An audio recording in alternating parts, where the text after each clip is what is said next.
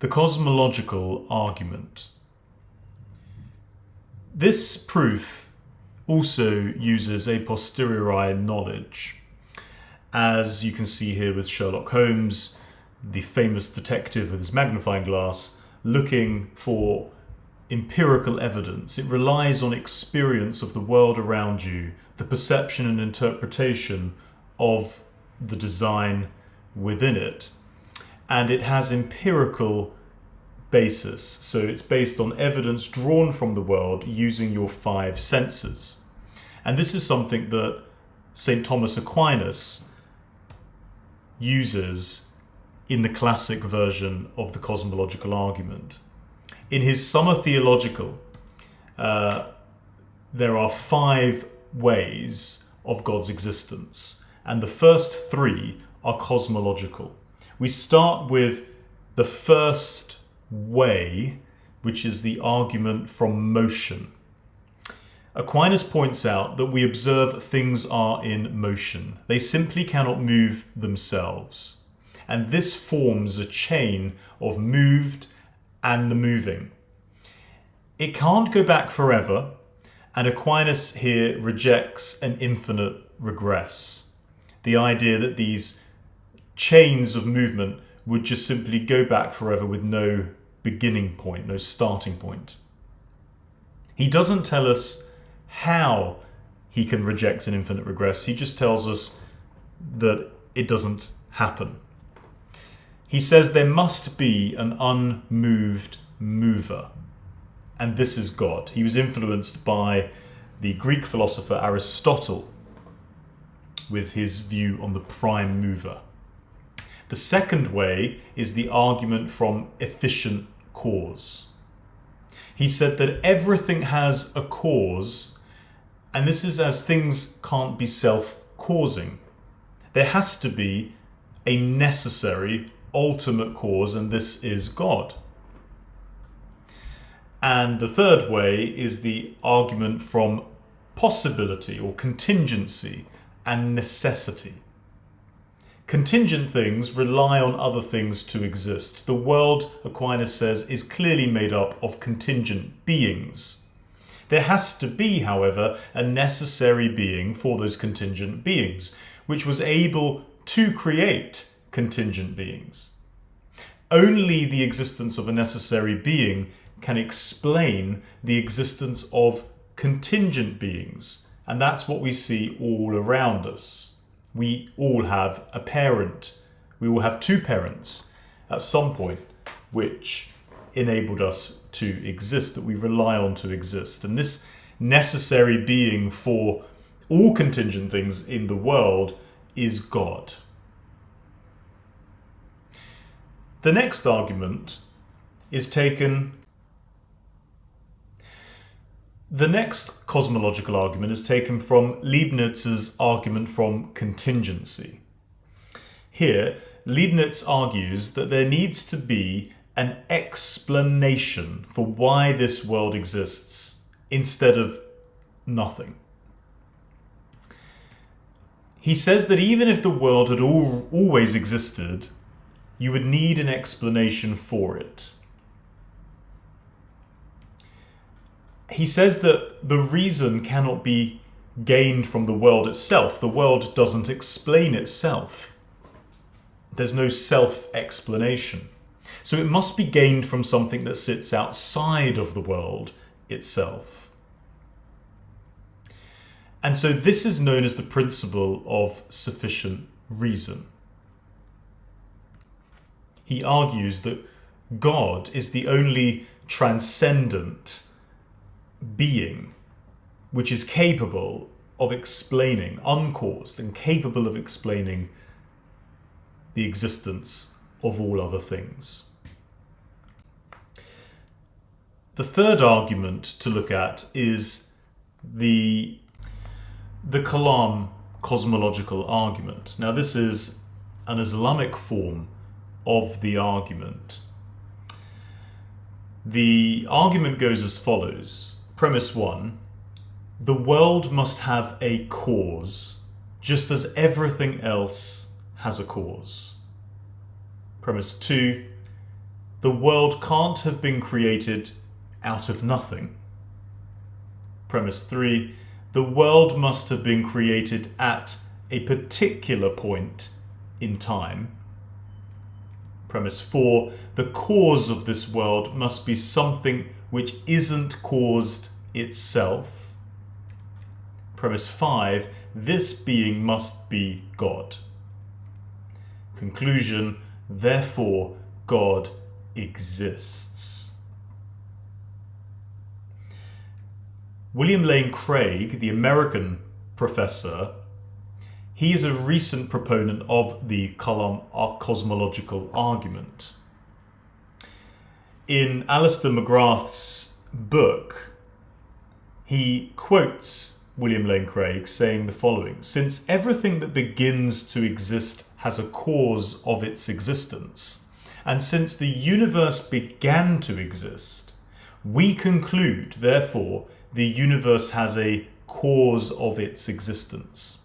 Transcending the entire universe, there exists a cause which has brought the universe into being."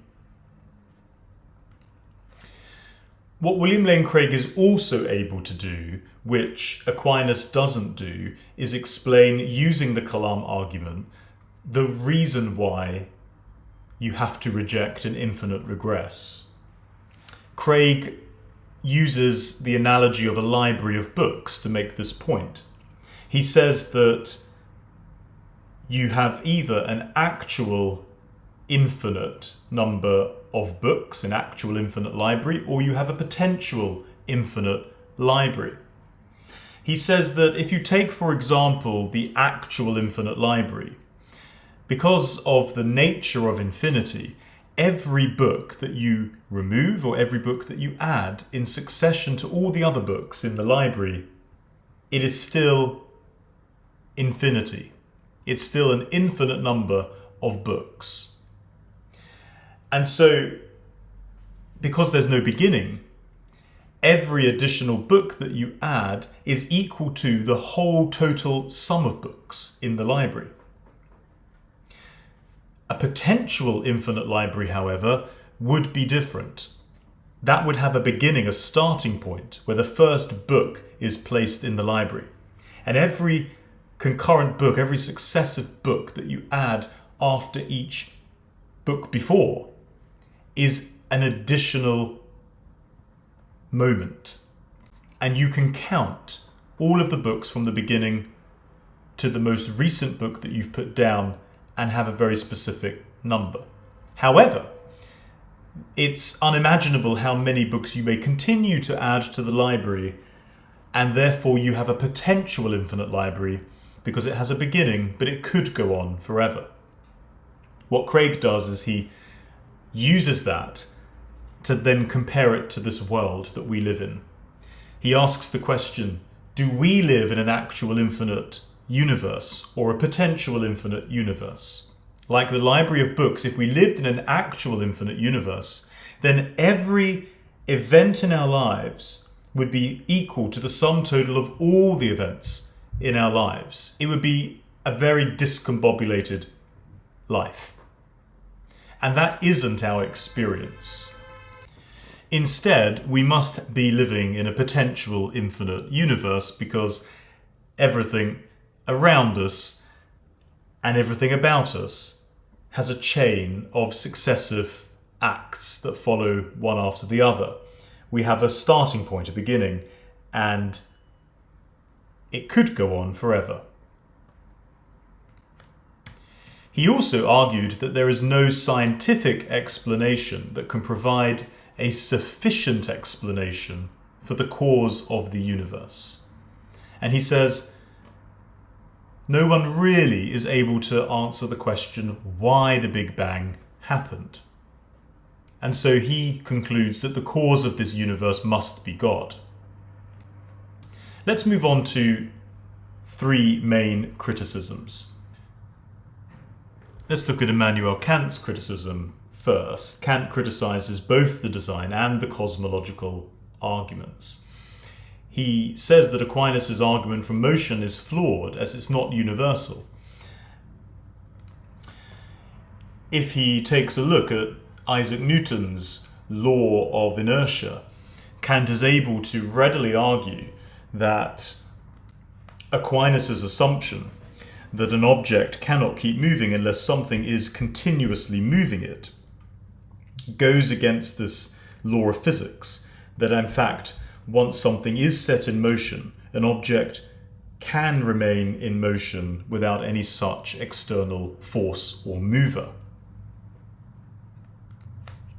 A second criticism from Kant is that infinite regress is not necessarily illogical. It's worth noting here that Kant himself didn't fully embrace the idea of an infinite regress. He argued that the tempospatial world was neither infinite nor completely finite. But focusing on his criticism of Aquinas here, it would be worth noting that going back to the 13th century, the likes of Seguier and others, who were condemned by the Pope for arguing a sort of infinite regress, it wasn't unheard of. We know later on the steady state theory in the early 1900s was purported, which was a form of an infinite regress before the Big Bang came along to replace it as a more superior scientific discovery. And the term infinite regress goes all the way back to the Greek philosopher Aristotle, who rejected it with his prime mover idea, which we know therefore the concept of an infinite regress had been debated and has been for centuries. And so Kant points out that it's not completely logical here to reject an infinite regress, and I think that is partly because Aquinas himself doesn't address why, or how rather, he can reject an infinite regress. He explains why he wants it, but he doesn't explain how he can reject it. His third criticism is that it might point to a cause. But why must this be the God of classical theism? Why has the cause of the universe got to be the Abrahamic God, or the God who is omniscient, omnipresent, and omnipotent? Let's move to Hume's criticisms. There are 4 key criticisms by David Hume. The first is that he rejects the idea of necessary existence. He does this because Hume argues that God does not possess existence essentially, that it's in fact possible to conceive of God not existing and still be thinking about God. So God does not exist necessarily if we can imagine a world without him in it. This would also link to the ontological argument. His second criticism is that we cannot assume empirically that everything around us has a cause. Now, this is because, for David Hume, he argues that our experiences are what lead us to assume one event leads to an unobserved cause of some kind. But for David Hume, these are just assumptions of cause and effect, and therefore they may not necessarily be real or true. And so, in this case, he's accusing Aquinas of assuming the cause of the universe is God. The third criticism here is that the world by this theory could be necessary, not needing God. And therefore it's the world itself which perhaps is an infinite regress and doesn't need a necessary being like God. The fourth criticism here is just because parts of the world appear caused, it does not mean the whole world is caused. And this is again the fallacy of composition, taking one part of something that you can observe and applying it to the whole is illogical. And then moving to Bertrand Russell's criticisms, and this doesn't address the radio debate between him and Copleston. You can watch my more comprehensive video of the set text and that radio debate and press the link to go there. But the logic used in the cosmological argument means that God must have a cause. And Bertrand Russell says that this contradicts the idea of necessary existence. He then goes on to say that it is possible that the world could always have existed and therefore not have a cause. Again, building upon the likes of Emmanuel Kant and David Hume. He also argues that there is no such thing as a necessary being. He believes it's a meaningless concept.